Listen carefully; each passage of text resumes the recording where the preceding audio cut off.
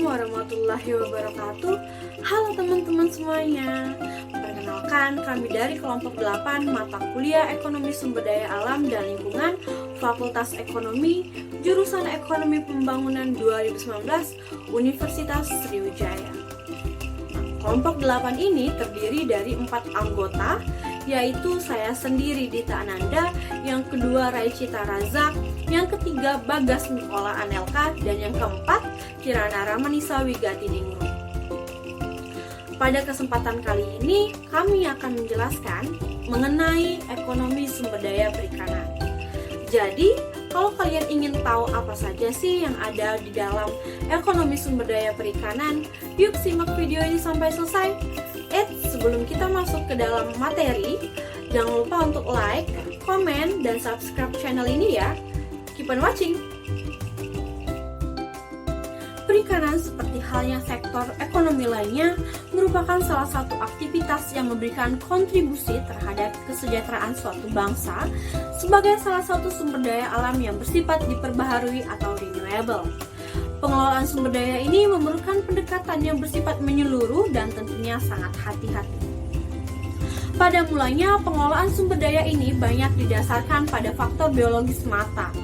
Namun dengan pendekatan yang disebut Maximum Sustainable Yield atau tangkapan maksimum yang lestari yang biasa disingkat menjadi MSY, inti dari pendekatan ini adalah bahwa setiap spesies ikan memiliki kemampuan untuk berproduksi yang melebihi kapasitas produksi atau surplus. Sehingga apabila surplus ini dipanen, maka tidak akan lebih dan tidak juga kurang. Maka stok ikan akan mampu bertahan secara berkesinambungan. Namun ada kelemahan dari pendekatan MSY ini antara lain, satu, tidak bersifat stabil karena perikanan stok yang melesat sedikit saja bisa mengarah ke pengurusan stok. Yang kedua, didasarkan pada konsep steady state atau keseimbangan semata, sehingga ini tidak akan berlaku pada kondisi non-steady state. Yang ketiga, tidak memperhitungkan nilai ekonomis apabila stok ikan tidak dipanen. Yang keempat, mengabaikan aspek interdependensi dari sumber daya perikanan. Dan yang terakhir, sulit diterapkan pada kondisi perikanan yang memiliki ciri ragam jenis atau multispesies. Selanjutnya kita akan memasuki teori Gordon-Schaefer. Gordon memulai analisisnya berdasarkan asumsi konsep produksi biologi kuadratik yang dikembangkan oleh Verhulst pada tahun 1883, yang kemudian diterapkan untuk sumber daya perikanan oleh seorang biologi perikanan Schaefer pada tahun 1957. Kita akan melihat kurva pertumbuhan populasi yang bersifat density dependent. Pada gambar di samping, pertumbuhan meningkat sejalan dengan peningkatan stok sampai mencapai titik maksimum pada X bintang. Kemudian setelahnya menurun dan pertumbuhan 0 pada XM, di mana XM adalah daya dukung maksimum lingkaran atau carrying capacity. Pada kurva A, pertumbuhan stok positif pada interval X lebih besar sama dengan 0 dan X lebih kecil sama dengan XM. Sedangkan pada kurva B, pertumbuhan positif dicapai pada interval X lebih besar sama dengan XC dan X lebih kecil sama dengan XM. Mari kita lihat kurva pertumbuhan logistik. Nah, maksimum pertumbuhan akan terjadi pada kondisi setengah dari carrying capacity. Hal ini disebut dengan Maximum Sustainable Yield atau MSY. Selanjutnya ada produksi dan fungsi produksi. Untuk mengeksploitasi ikan di suatu perairan dibutuhkan berbagai sarana. Sarana tersebut merupakan faktor input yang biasa disebut dengan upaya. Definisi yang bisa dipahami mengenai upaya adalah indeks dari berbagai informasi seperti tenaga kerja, kapal, jaring, alat tangkap, dan sebagainya, yang tentunya digunakan untuk aktivitas penangkapan. Selanjutnya kita akan membahas kurva pengaruh tangkap terhadap stok atau biomass. Seperti gambar di samping, ada beberapa hal menyangkut dampak dari aktivitas penangkapan terhadap stok. Contohnya pada H1 ini, jika upaya sebesar E1 diberlakukan, maka akan diperoleh tangkapan sebesar H1 atau garis vertikal. Pada H2, jika upaya terus dinaikkan sebesar E2, yaitu E2 ini lebih besar daripada E1, maka hasil tangkapan akan meningkat sebesar H2.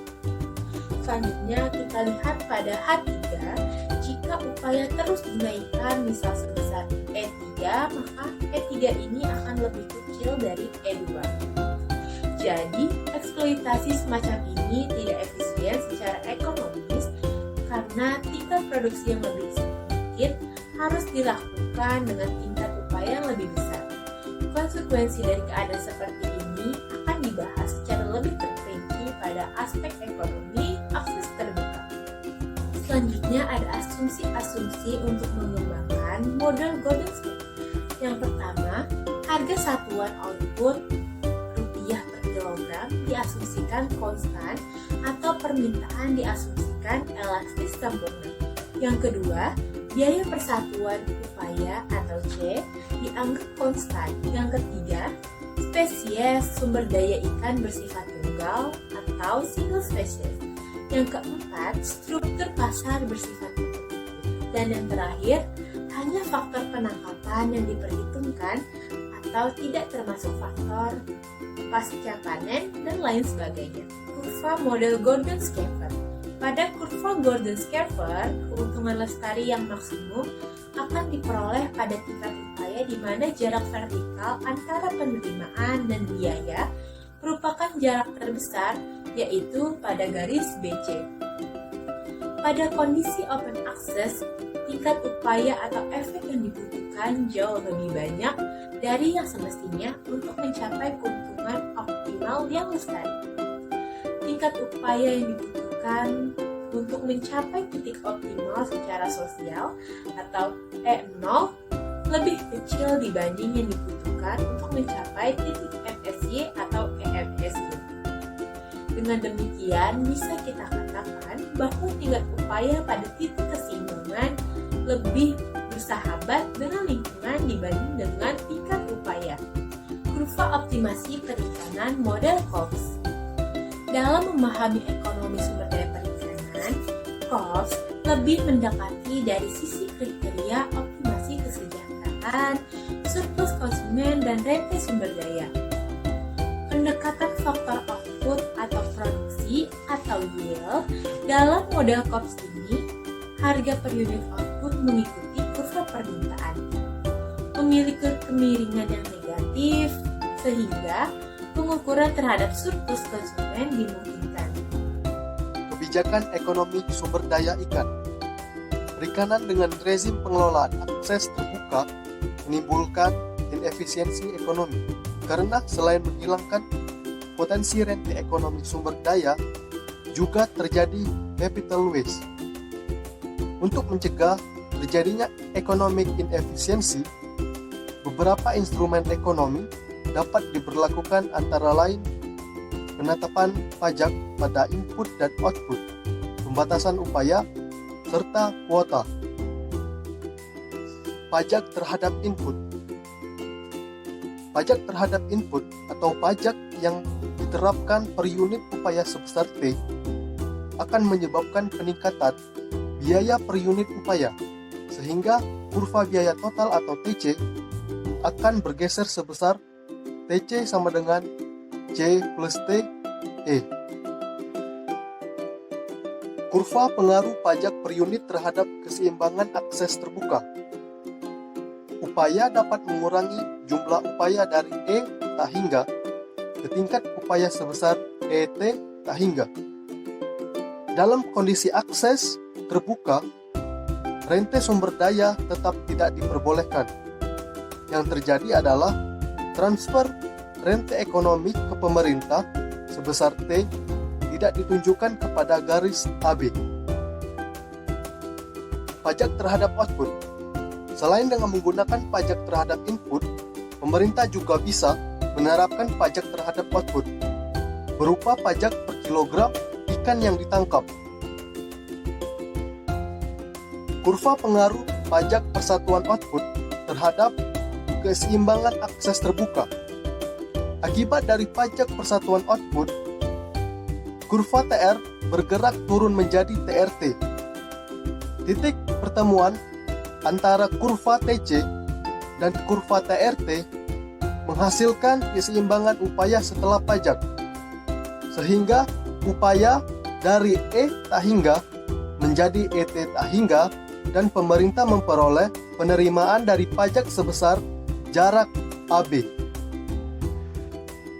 Kuota, instrumen kebijakan lainnya yang sering digunakan dalam pengendalian perikanan adalah dengan menerapkan kuota terhadap produksi.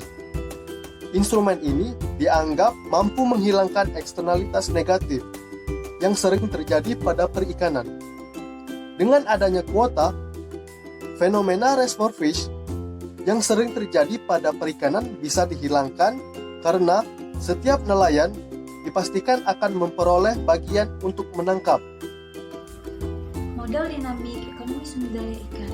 Pada kurva, hubungan antara diskon rate dan keseimbangan stok dalam konteks dinamik terlihat bahwa jika diskon rate meningkat yang ditunjukkan dengan pergeseran slope ke arah berlawanan dengan jarum jam atau counterclockwise, dengan kata lain, slope atau kemiringan yang makin tajam, maka stok akan mengalami penurunan.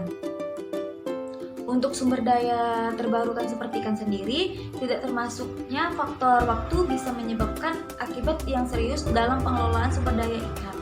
Hal ini karena sumber daya ikan memerlukan waktu untuk bereaksi terhadap setiap perubahan-perubahan eksternal yang terjadi. Sebagai contoh, pergerakan dari keseimbangan open access ke tingkat upaya yang optimal dapat dilakukan seketika secara bersamaan dengan penyesuaian yang terjadi dalam biomass ikan. Pada kenyataannya, pertumbuhan biomass sebagaimana juga proses keluar dan masuknya upaya atau nelayan dan faktor produksi lainnya memerlukan waktu. Dalam model dinamik, stok ikan dianggap memiliki dua manfaat, yakni apakah dipanen sekarang sehingga diperoleh manfaat kini atau current revenue, atau ditunggu untuk dipanen pada masa mendatang dan dianggap sebagai investasi. Sehingga keputusan dalam model dinamis adalah bagaimana memanfaatkan aset sumber daya ikan sebaik mungkin dengan memperhatikan aspek intertemporal. Karena dalam model dinamik menyangkut aspek pengelolaan yang bersifat intertemporal sendiri, aspek tersebut dijembatani dengan penggunaan discount rate. Penggunaan discount rate sendiri sangat penting karena discount rate akan berpengaruh dalam pembentukan akumulasi kapital baik man-made kapital maupun natural kapital. Pengelolaan sumber daya ikan yang optimal dalam konteks dinamik kemudian dapat diartikan sebagai perhitungan tingkat upaya dan panen yang optimal yang menghasilkan discount present value atau disebut DPV, surplus sosial yang paling maksimum. Surplus sosial ini diwakili oleh rente ekonomi dari sumber daya atau research rate. Dalam model dinamik sumber daya ikan diasumsikan dikelola secara private atau pemerintah maupun komunal atau individual yang bertujuan memaksimumkan manfaat ekonomi dari sumber daya tersebut.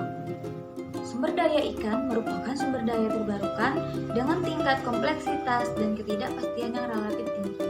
Kompleksitas yang tinggi menyangkut interaksi ekosistem yang melekat pada sumber daya ikan itu sendiri. Sementara ketidakpastian yang tinggi diakibatkan karena sifat sumber daya ikan yang fluktuatif atau buruan. Model analisis ekonomi sumber daya ikan ini disajikan dalam buku ini merupakan penyederhanaan dari kompleksitas tersebut. Rasa akhirnya kita sudah sampai pada akhir video. Semoga apa yang telah kami jelaskan tadi dapat membantu teman-teman dalam memahami tentang sumber daya perikanan. Jika teman-teman memiliki pertanyaan atau koreksi, silakan tulis di kolom komentar ya. Akhir kata, Assalamualaikum warahmatullahi wabarakatuh.